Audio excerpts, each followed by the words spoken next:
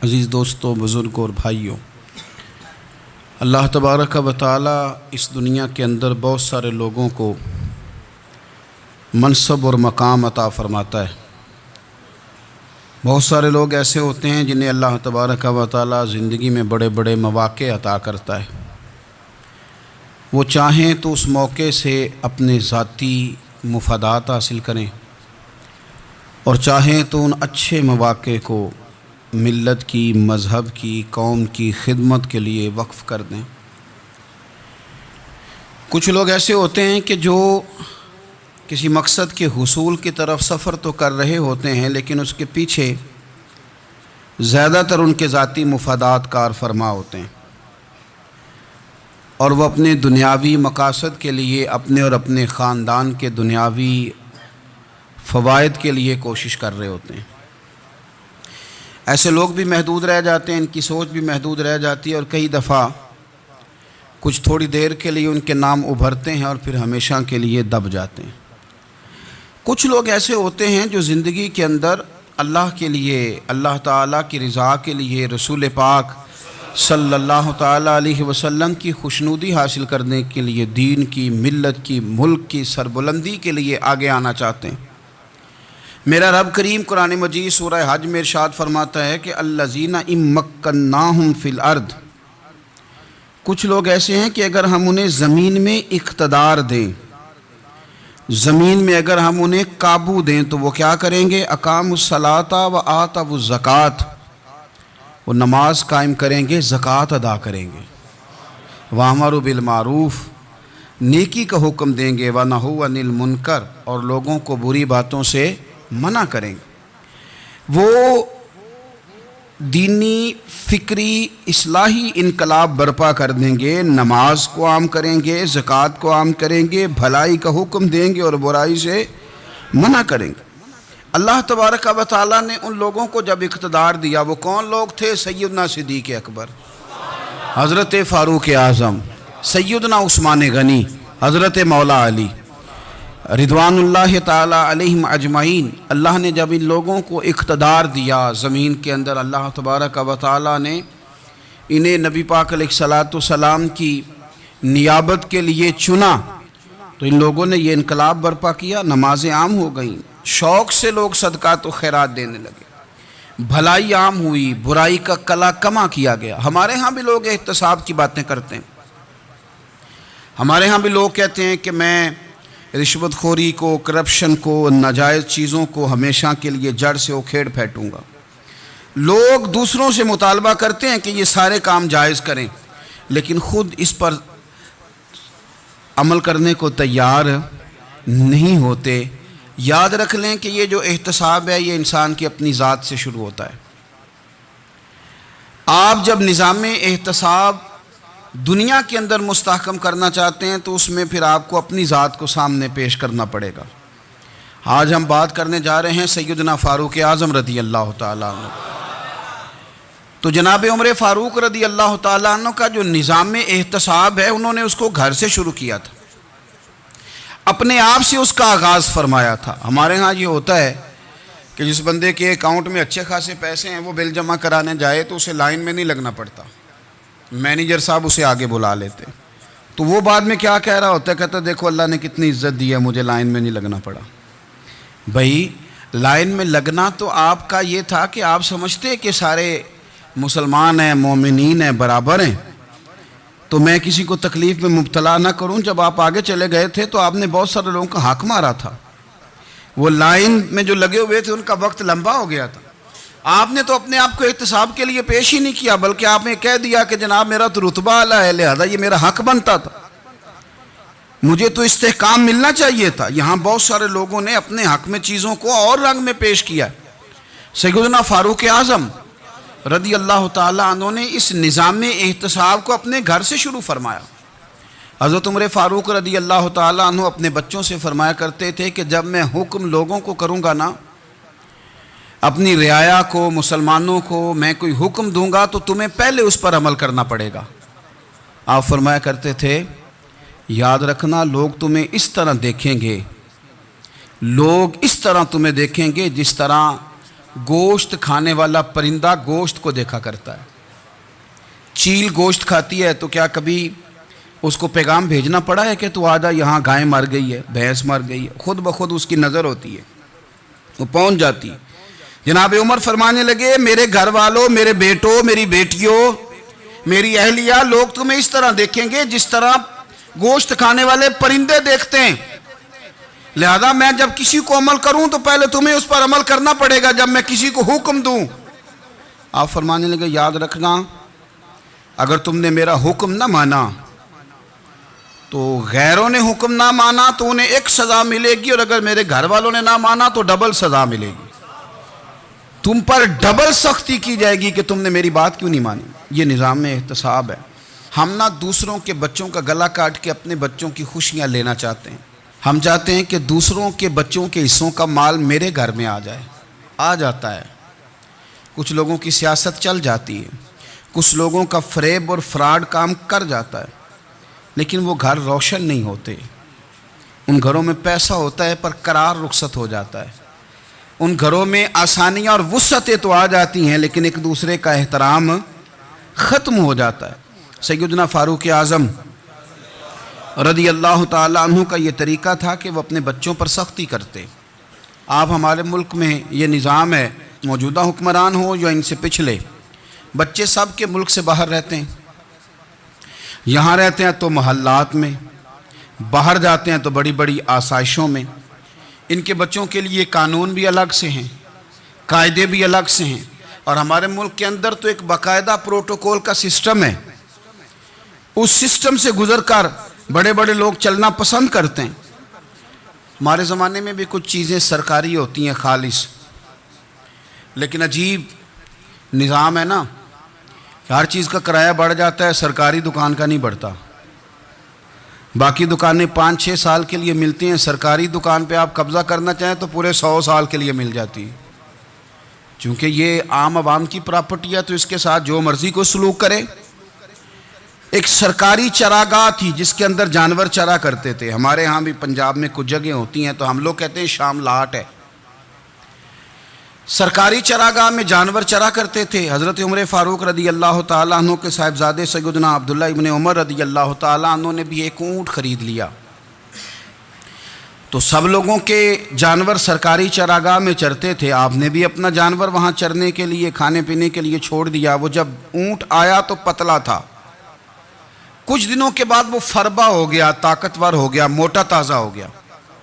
حضرت سیدنا عبداللہ ابن عمر رضی اللہ تعالیٰ عنہ نے بیچا تو وہ ڈبل قیمت سے بھی زیادہ کا بکا, کیونکہ پہلے دبلا پتلا تھا, اب موٹا تازہ فربا ہو گیا. حضرت سیدنا فاروق اعظم رضی اللہ تعالیٰ عنہ کو پتہ چلا تو بلایا, فرمایا پتر اونٹ بیچ دیا ہے؟ ابا جی بیچ دیا ہے. فرمایا کتنے کا خریدا تھا؟ اتنے کا. بیچا کتنے کا؟ ڈبل قیمت بتائی. فرمایا اس طرح کر کے اصل رکھ لے اور جو اوپر ملی ہے مجھے دے دے.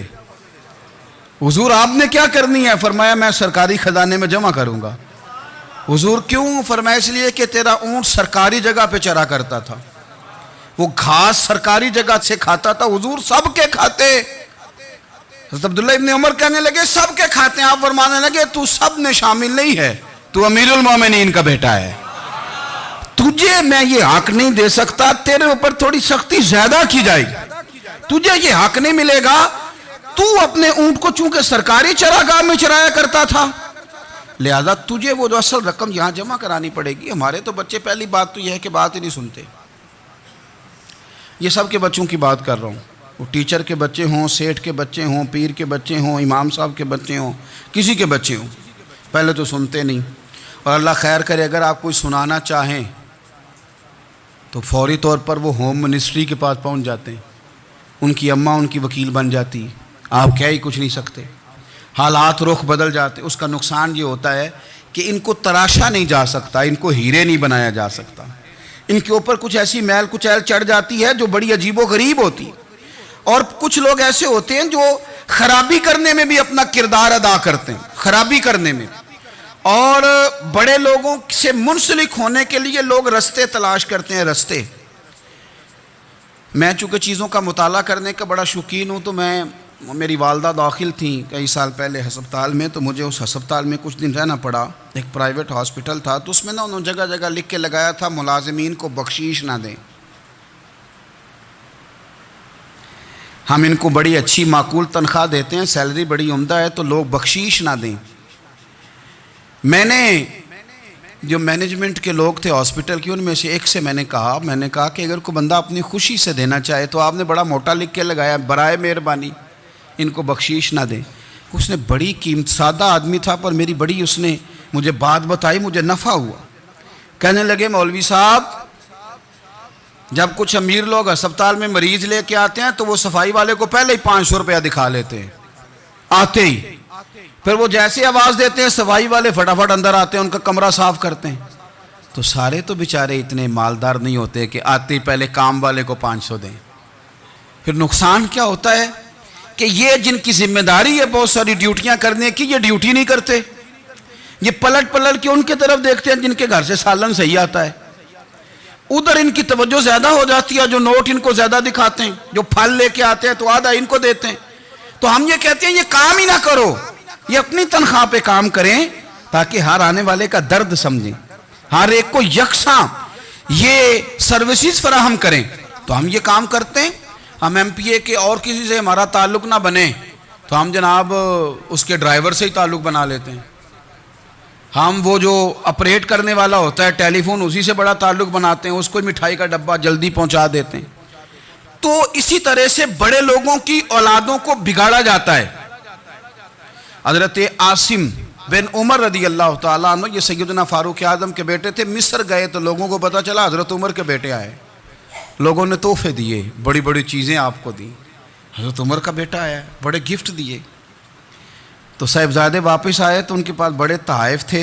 سیدنا عمر فاروق رضی اللہ تعالیٰ عنہ نے دیکھا تو فرمایا ادھر لانا تحفے. کہا بھری لوگوں نے مجھے دیے ہیں. فرمایا تو نے کیوں بتایا تھا کہ میں امیر المومنین کا بیٹا ہوں؟ کہا حضور ان کو ویسے ہی پتہ چل گیا. فرمانے لگے پتر، یہ تحفے تمہیں اس لیے ملے ہیں کہ تم امیر کے بیٹے ہو.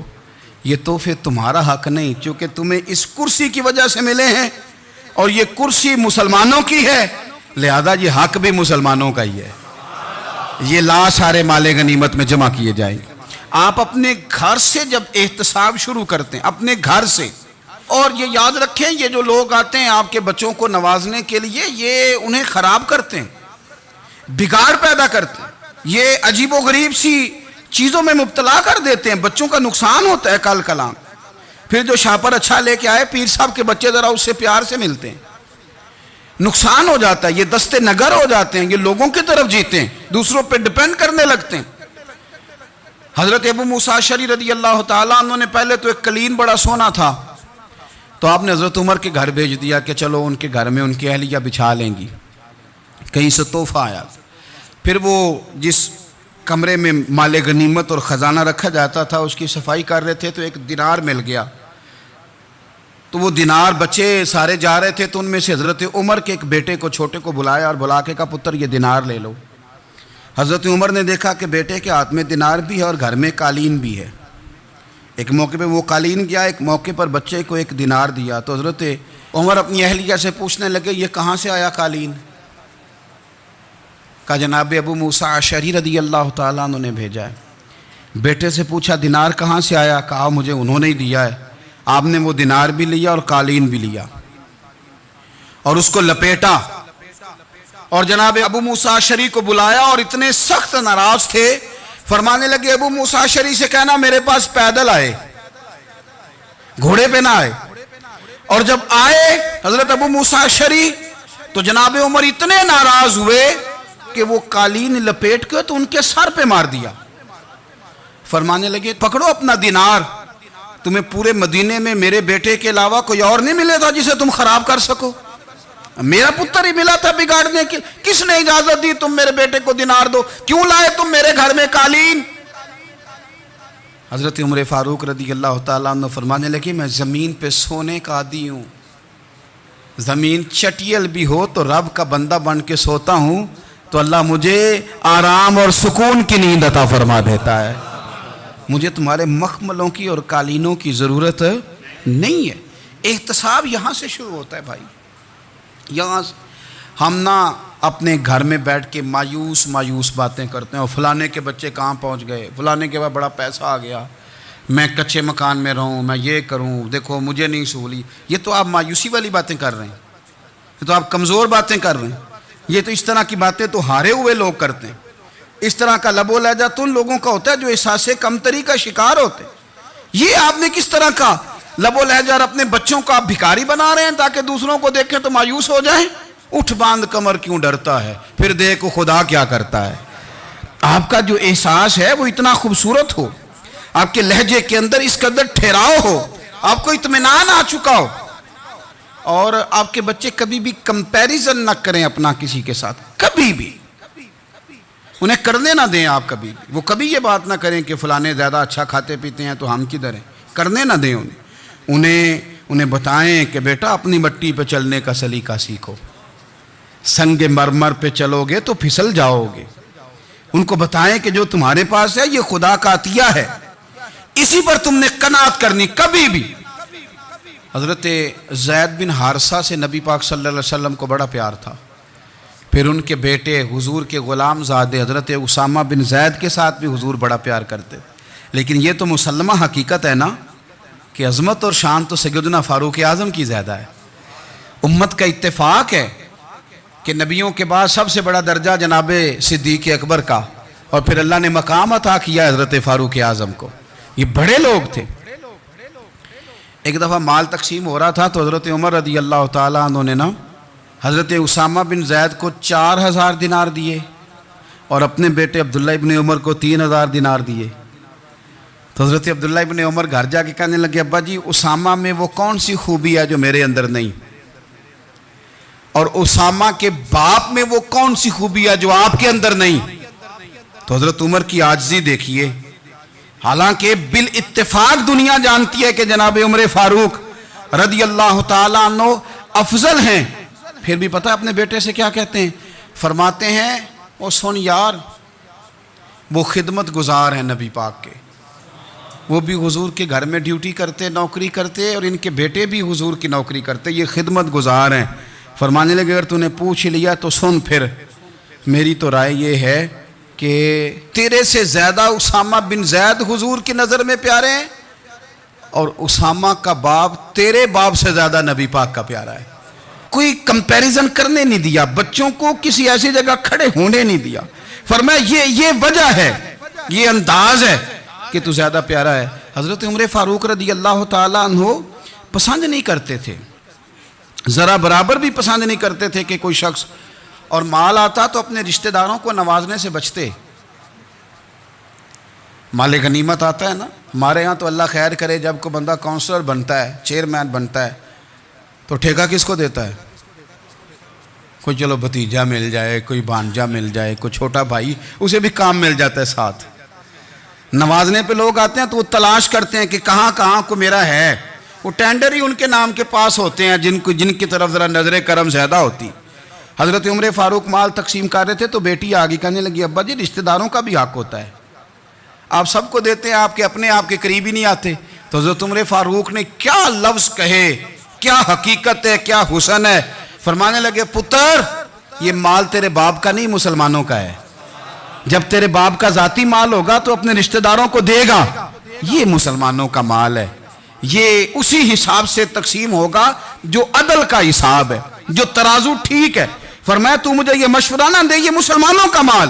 یہاں سے نظام احتساب شروع ہوتا ہے، یہاں سے انسان آگے بڑھتا ہے، اور پھر کوئی تکلف نہیں کسی پر حضرت عمر کا، کوئی چھوٹا ہے یا بڑا ہے۔ حضرت ابو سفیان رضی اللہ تعالیٰ عنہ سردار رہ چکے ہیں مکے کے، بڑے آدمی، لیکن نظام احتساب میں کوئی چھوٹا بڑا نہیں ہوتا۔ حضرت عمر فاروق مکہ مکرمہ گئے تو لوگوں نے کہا حضور جناب ابو سفیان نے نا گلی میں پتھر رکھے، اور بہت سارے لوگوں کو رستوں میں تکلیف ہو رہی ہے، تو حضرت ابو سفیان رضی اللہ تعالیٰ عنہ سے بھی لوگ کہہ دیتے تو وہ بھی اٹھا دیتے، لیکن لوگوں نے چونکہ وہ سردار تھے، بڑے تھے، تو لوگوں نے ان سے کہا نہیں۔ حضرت عمر جب آئے تو کہا تو جناب عمر نے پرواہ نہیں کی، خود آئے جناب ابو سفیان سے کہا یہ پتھر آپ نے رکھے؟ کہا حضور ہاں۔ فرمایا یہ بھی اٹھائیے، یہ بھی اٹھائیے، یہ بھی اٹھائیے، جب وہ اٹھا رہے تھے تو حضرت عمر کہہ رہے تھے شکر نہیں اللہ کا کہ عمر کہہ رہے ہیں اور ابو سفیان مانتے جا رہے ہیں. شکر نہیں. یہ نظام احتساب ہے کہ بڑا ہو یا چھوٹا ہو اس کو یہ حق حاصل نہیں ہے کہ مسلمانوں کو وہ کسی تکلیف میں کسی بھی صورت میں مبتلا کرے, کہیں بھی کسی جگہ بھی, اس کو یہ والی اجازت نہیں. حضرت سیدنا عمر فاروق رضی اللہ تعالی عنہ. پھر ایک اور بات تھی, میں کئی دفعہ یہ بات کہتا ہوں اور مجھے ذاتی طور پر اس کا بڑا تجربہ ہے.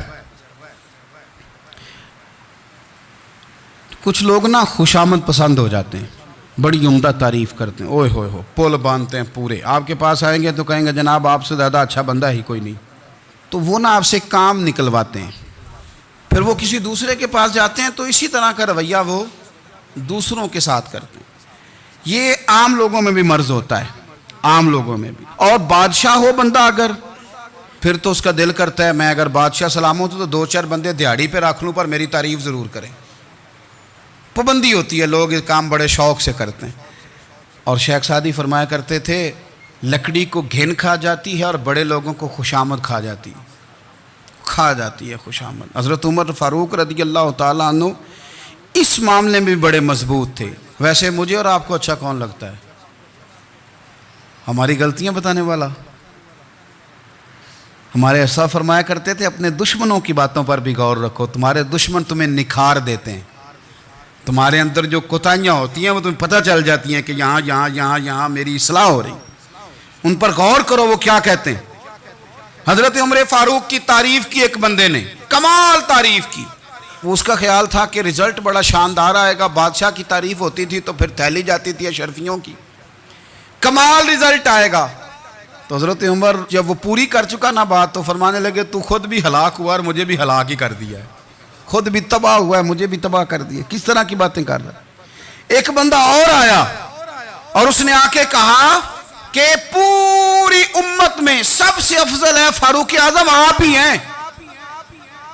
تو حضرت عمر فاروق فرمانے لگے تجھے تیری ماں روئے, ابو بکر تجھ سے بھی افضل تھے, تیرے باپ سے بھی افضل تھے, اور صدیق اکبر مجھ سے بھی افضل ہیں اور میرے باپ سے بھی افضل ہیں.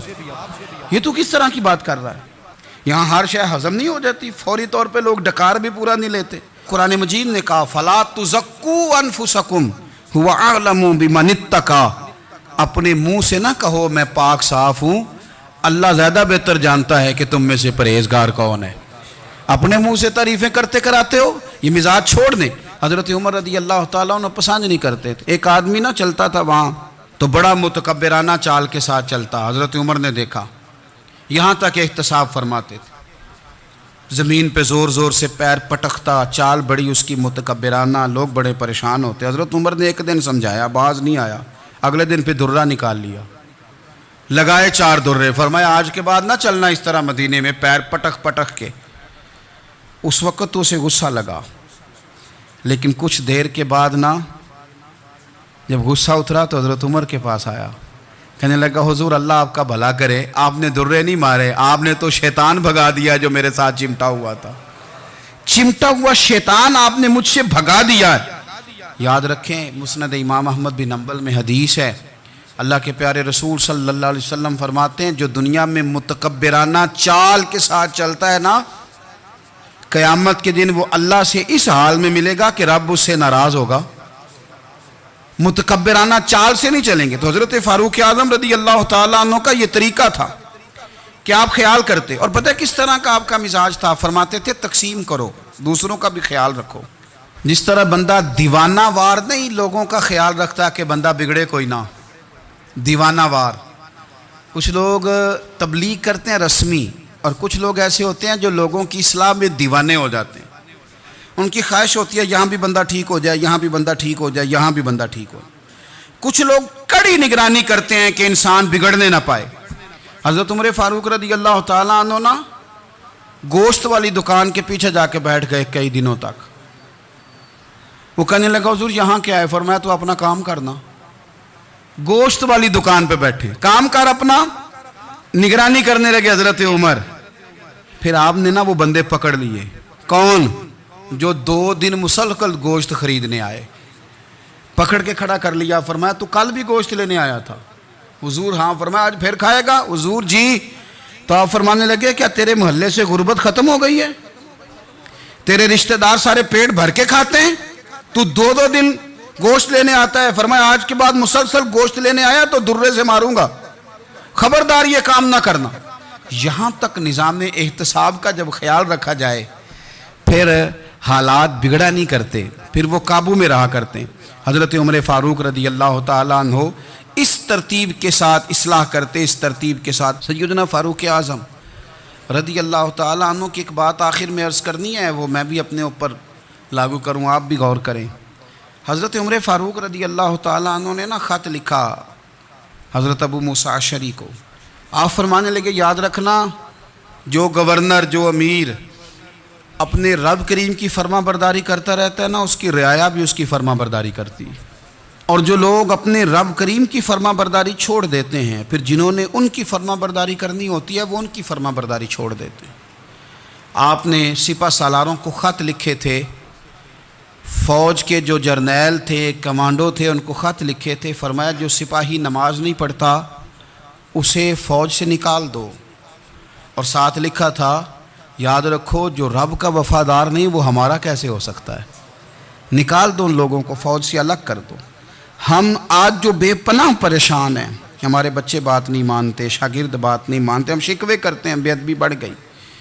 ادب کے ساتھ میں گزارش کروں گا بڑوں کی بارگاہوں میں، جو میری طرح کے بڑے بنے ہوئے ہیں، بزرگوں سے نہیں بات کرتا، ان سے میں کہوں گا کہ ہمیں ایک دفعہ اپنے اوپر بھی تو غور کر لینا چاہیے، کہیں ایسا تو نہیں ہے کہ ہم جب تک اللہ تعالیٰ کے فرما بردار تھے، جب تک ہم تقوی کے معیار پر تھے، ہماری بات ماننے والے ہماری بات مان رہے تھے، کہیں ایسا تو نہیں کہ ہم اس معیار سے ہل گئے ہیں تو اب جو ہمارے فرما بردار تھے وہاں سے ہل گئے۔ حضرت عمر رضی اللہ تعالیٰ عنہ فرمایا کرتے تھے کہ لوگوں کو عجب میں مبتلا نہیں ہونا چاہیے، خود پسندی کا جو ماحول ہوتا ہے اس سے لوگوں کو ہمیشہ نکلنا چاہیے۔ حضرت عمر کے ایک صاحبزادے نے کنگھی کر لی، اچھا لباس پہن لیا تو درہ مارا جناب عمر نے، تو آپ کی بیٹی کہنے لگی ابا یہ تو بالکل جائز ہے، اچھے کپڑے پہننا، اچھا لباس پہننا اور سر میں کنگھی کر لینا، اس پر درہ کیوں مار دیا؟ تو آپ فرمانے لگے بیٹا یہ خود پسندی میں مبتلا ہونے لگا تھا، یہ اپنے آپ کو بہت بھلا سمجھنے لگا تھا، اس کا خیال تھا کہ میں ہی ہوں، میرے علاوہ کوئی نہیں، یہ اس مقام پہ جا رہا تھا جہاں اس کی تربیت رک جاتی، اس لیے درہ مارا ہے۔ ایک دفعہ حکومتی معاملات کے اندر آپ کی اہلیہ نے مشورہ دینا چاہا، بڑے کام بیویاں نہیں کرتی، بڑے بڑے معاملات میں مداخلت نہیں کرتی۔ ہمارے بر صغیر میں وہ بادشاہ نہیں گزرا کہ جو فیصلہ کرتا تھا تو کرسی پہ بیٹھ جاتا تھا اور پردے کے پیچھے اس کی بیوی بیٹھ جاتی تھی، اور جب وہ فیصلہ سنانے لگتا تو یوں گردن پیچھے کرتا اور اہلیہ جو کہتی وہ فیصلہ سنا دیتا۔ لیکن ایک دفعہ خاتون نے ایک آدمی کو حضرت عمر نے معزول کیا تو آپ کی اہلیہ نے، اس آدمی کی اہلیہ حضرت عمر کی اہلیہ سے ملی ہوں گی، تو خاتون نے ذرا سفارش کرنی چاہی، تو جناب عمر فاروق رضی اللہ تعالیٰ عنہ کے ہاتھ میں عصا تھا، ڈنڈا تھا، 2-3 دفعہ زمین پہ مارا، فرمایا تمہیں کس نے اجازت دی ہے حکومتی معاملات میں مشورہ دینے کی؟ یہ مشورہ مولا علی دیں گے یا عثمان غنی دیں گے؟ آپ کو کس نے اجازت دی؟ وہ حکومتی معاملات، وہ مسلمانوں کا اجتماعی معاملہ، وہ مسلمان دیکھیں گے، آپ کو اس میں آنے کی اجازت نہیں ہے۔ جو آپ کی ذمہ داریاں ہیں، آپ کے حقوق ہیں، ان پر آپ بات کریں۔ تو بھائی نظام میں احتساب اپنی ذات سے شروع کریں۔ ہماری اولادیں، ہمارے بچے، وہ باہر سے انہوں نے زیادہ اثر نہیں لیا، ہم نے انہیں بتایا ہے کہ ہم بڑے غریب ہیں، ہم بڑے مجبور ہیں، ہم تو بڑے کمزور ہیں، ہماری تو سنتا کوئی نہیں، یہ تو امیروں کا ملک ہے، اس میں تو فلانے فلانے کو اہمیت حاصل ہے۔ ان باتوں نے ہمارے بچوں کو کمزور کیا ہے، ان باتوں نے ہمارے بچوں کے دلوں میں احساس کمزوری پیدا کیا ہے۔ آپ ان کو جینا سکھائیں، آپ ان لوگوں کو بتلائیں کہ رب کریم نے جو تمہارے لیے بہتر سمجھا وہ تمہیں اپنے فضل سے بڑا عطا فرمایا ہے۔ آپ ان کو ان کے مقام پر رہ کر خوددار اور قناعت پسند ہونا سکھائیں، آپ یقین کریں گھر امن والا بن جائے گا۔